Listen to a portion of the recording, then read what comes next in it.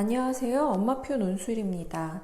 저는 강남 서초지역에서 수업하는 15년차 초등 논술 강사고요. 본 채널은 집에서 직접 논술 수업을 진행하고 싶어 하시는 저학년 어머니들을 위한 방송입니다. 방송을 듣고 어머니 각자의 논술 수업을 만들어 나가시라는 의미에서 엄마표 논술입니다. 차근차근 들어 나가시면 내 아이뿐 아니라 동네 아이들을 모아 수업도 하실 수 있으실 거예요. 소규모 논술 수업을 운영하는 어머니들이 전국 곳곳에 생겨날 수 있도록 열심히 방송하겠습니다. 오늘 함께 볼 책은 옆집에는 누가 살고 있을까입니다. 초등 1학년이 보기에 적당합니다. 같은 아파트에 사는 이웃들과 교류가 없는 요즘 같은 시대에 딱 맞는 제목이 아닐까 싶은데요. 사실 이웃과 잘 지내자 그런 내용은 아닙니다. 책을 자세히 살펴보기에 앞서 초등 저학년부터 책을 읽고 나누는 수업이 필요한가, 아니 가능한가에 대한 생각을 나눠보려고 합니다. 책을 읽는 것은 좋지만 초등 1, 2학년이 소위 독서 토론이라는 수업을 진행하기에 이르지 않냐는 것이죠. 저학년은 읽기만 열심히 써도 되는 거 아니냐 이런 의문이 있으실 거예요. 수업할 때 어머니들로부터 많이 받는 질문이기도 한데요. 정리하고 가도록 하겠습니다. 읽기가 진짜 의미 있으려면 읽은 텍스트를 해석하고 평가할 수 있어야 합니다. 책은 많이 읽는데 글을 잘 못 쓴다고 걱정하시는 어머니들이 많아요. 읽기로 끝나고 말기 때문입니다. 읽은 걸 분석, 해석하고 평가하는 훈련을 하지 않으면 아무리 많이 읽어도 글을 쓸 수 없다고 보시면 됩니다. 글이란 결국 해석, 평가한 것을 문자로 정리한 내용이기 때문이죠. 훈련이라고 표현했는데요. 모든 훈련은 단계가 있어요. 처음부터 마라톤 풀코스를 뛰는 게 아니잖아요. 처음부터 트리플 악셀을 도는 게 아닙니다. 1학년 텍스트를 해석하고 평가하는 훈련을 거치지 않고 2학년으로 올라가면 텍스트의 수준이 버거워집니다. 1학년부터 시작했으면 조금 버겁지만 어렵지는 않아요.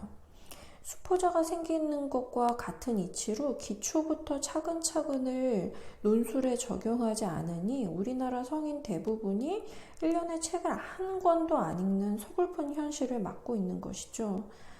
왜 책을 안 읽을까요? 머리에 안 들어오니까 안 읽는다고 생각합니다. 기본적으로 이해부터 어려우니 당연히 해석 평가는 기대도 할 수가 없고 그러니 책 읽는 즐거움, 재미를 모르는 것이죠. 그래서 안 읽는 거예요. 읽지 못하는 사람이 크게 성공하는 경우는 거의 없습니다. 모든 성공한 인물들은 공통적으로 독서가였습니다. 멀리 과거로 갈 필요도 없이 현재 세계 경제를 쥐락펴락하는 워렌 버핏, 마크 주커버그, 고인이 된 스티브 잡스 다 다독가였습니다. 경제뿐 아니라 정치, 사회, 문화 모든 영역에서 성공한 인물들의 단 하나의 공통점은 독서가였다는 사실입니다. 이제 우리도 초등부터 책 읽고 에세이 쓰는 것이 기본인 서양처럼 체계적인 독서 교육을 해야 하지 않을까요? 학교에서 하지 않는다면 어머니라도 시작해주세요. 1학년 너무 이른 거 아니냐 고민하지 마시고 초등 입학과 동시에 엄마표 논술 시작하시기 바랍니다. 독서는 이해력, 분석력, 논리력, 사고 능력을 향상시켜줍니다. 단 훈련된 책 읽기가 그렇다는 말씀이에요. 책을 읽고 그냥 덮어버리면 책 읽기가 주는 효과를 충분히 얻을 수 없습니다. 책을 읽고 생각하는 과정을 통과해야 사고의 근육을 키울 수 있다는 사실 다시 강조드립니다. 많이 읽는 것에 만족하지 마시고 한 권이라도 아이와 같이 이야기를 나눠주세요. 자, 그럼 또다시 길어진 사설을 끝내고 책으로 들어가겠습니다. 옆집에는 누가 살고 있을까는 무엇을 다루고 있을까요? 앞에도 살짝 말씀드렸는데 이웃과 단절되어 살고 있는 사회 문제를 다룬 것일까요? 그래서 옆집 사람들에게 관심을 갖자 그런 내용인가요? 인터넷 서점 독서평에 그런 내용이 실렸더라고요. 참 난감하죠. 그러면 이 책의 내용을 이해하기 위해서는 꼿꼿하게 옆집을 수상하게 생각하는 이유를 살펴보면 됩니다. 한낮에 아무도 없고 마당에 웅덩이가 파져 있고 오밤중에 초대하는 등 수상쩍은 거 토성이었어요. 하지만 옆집에 이사 온 이웃은 올빼미입니다. 즉 야행성 동물이라는 뜻이죠. 야행성 동물을 낮에 활동하는 코코닥의 기준으로 평가하니 이상하게 보이는 것은 당연합니다. 꼬꼬닥은 자신의 입장으로 상대방을 평가하는 잘못을 한 것이죠.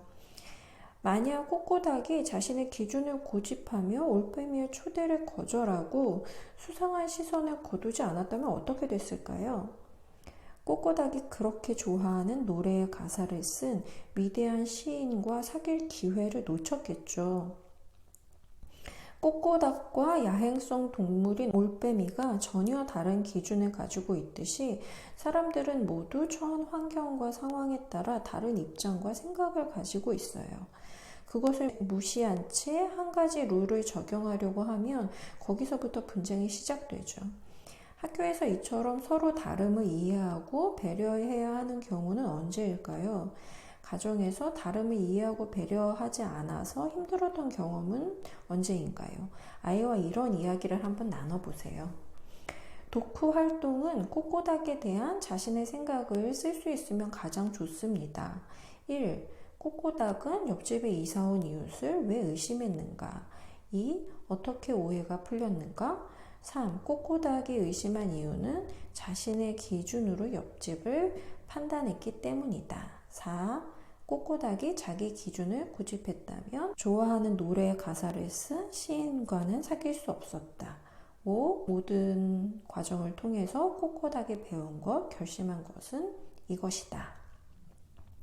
이렇게 구성해서 써보면 좋겠지만 아직 1학년이니 어려울 수 있습니다.